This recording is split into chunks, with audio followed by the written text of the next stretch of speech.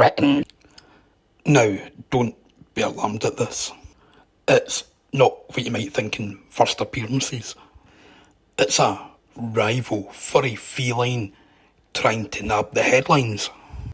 It's probably the most interesting thing that's happened in politics in recent times. The Scottish National Party's John Nicholson's cat making an appearance live during a parliamentary committee. Those pesky gingers always trying to hog the limelight. Everybody knows a lovely black cat like myself. Best one to have, even if all you cruel people do tend to leave us behind in cat shelters, just because we don't show up well in your selfie photographs for Instagram. Well, sod the lot of you. I'm going to amend this picture and... yeah, there you go. Does that not look much better? Meow. Right, what have we got? Oh, an interview with Ita Bryan. She's an intimacy coordinator. I wonder what type of qualification you need for that. Suppose some kind of diploma from the School of Performing Arts. Anyway, she does bring a professional structure and a risk assessment to the content, so that'll be a quick check to make sure the bed's sturdy enough, and there's a little packet of 3 in the sideboard. Then someone said, and sounds very much like they're dropping in a lot of innuendo here, but someone did say that Ita brought an energy that came on set and let us get into our bodies so that we didn't feel weird. I'm just surprised they didn't add on a Sid James wah wah wah to the end of that. Ita is, however, she's quite discerning. She likes to sit down with the actors and just check that they're okay with everything. I suppose that makes perfect sense. But then she likes to find out what their yes areas are. Well, as a cat, unfortunately mine's are somewhere in the vet's bin. Ita does then explain that one of the biggest shifts in the industry is allowing as much time and space as needed to rehearse intimate scenes. Bet you there's quite a few actors, maybe more from the past, that would quite enjoy that. Next, Ita does recall an incident from the show Sex Education. Now, I've never watched it, I don't know the characters, but she goes on to say it was important things were not in rhythm. She brings up one scene for some chap, Otis. He tries and he fails to impress Ola with his clock technique. Now, I did say clock technique, I did have to read that twice, as originally I did misread it. But what the hell is that anyway? Do you set an alarm? Is it like a cuckoo clock? After so long, cuckoo, time up!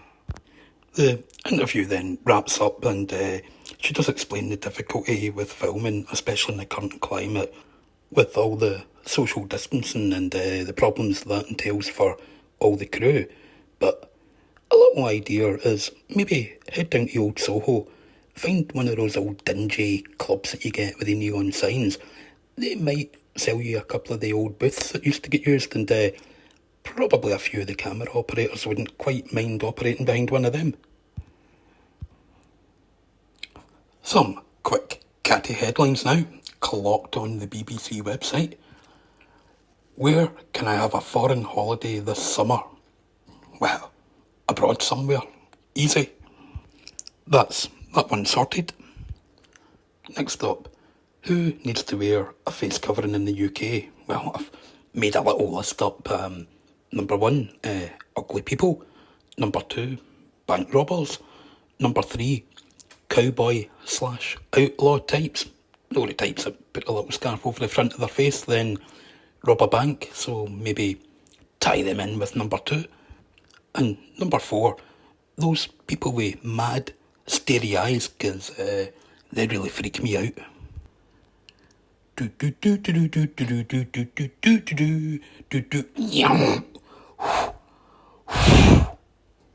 Rainbow flags.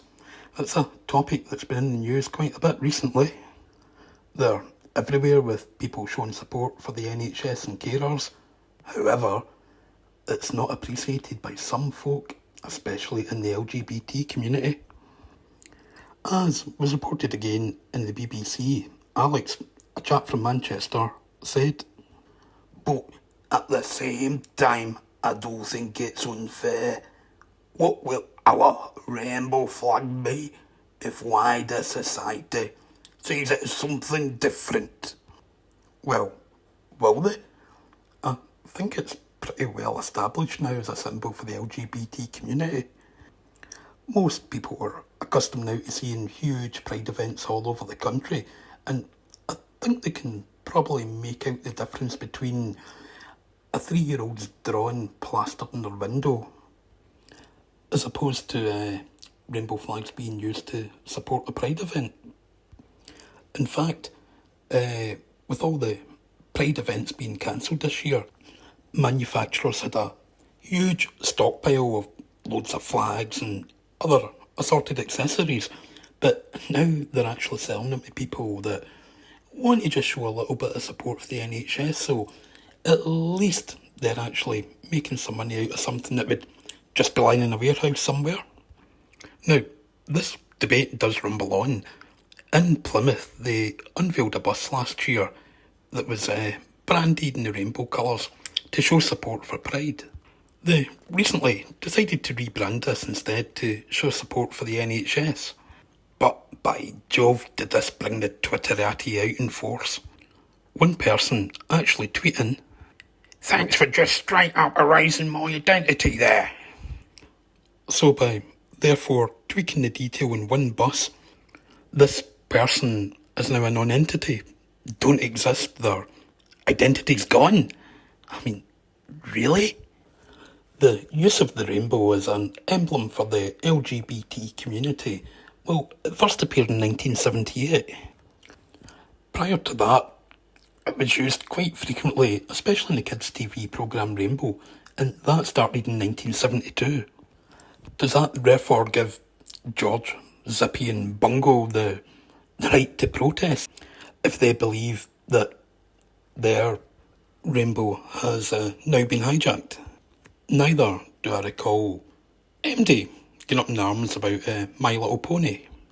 In fact, I do believe that rainbows have existed way, way longer than the human race has.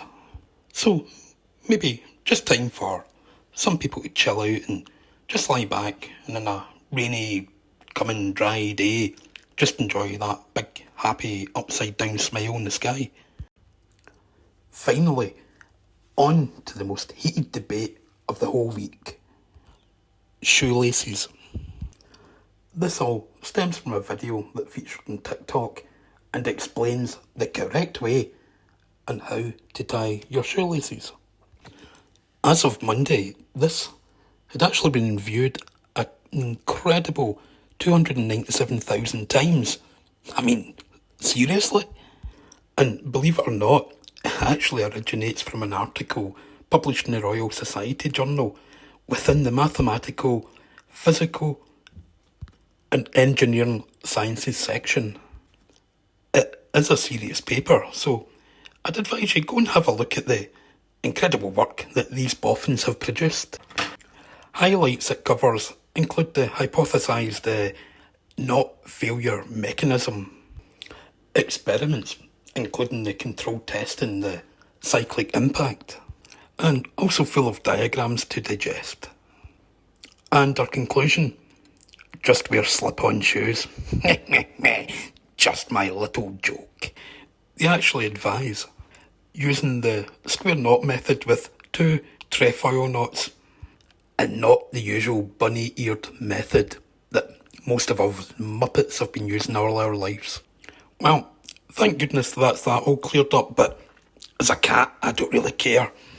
I just tuck my laces into the top of my boots. And that'll do it for this video. I hope that you've all made it this far, got to the end. Because I can tell you, having a pair of paws and using a keyboard, not that easy. Then getting distracted if a moth flies by, got to go and chase the little blighter. Never mind the odd trip to the litter tray now and again. So, if I do get round to making another video, hopefully you can join me for that and have a little look through Cretin's kaleidoscope of topical news. And I'll even have a practice and try and improve me northern accent. Anyway, until then, bye y'all.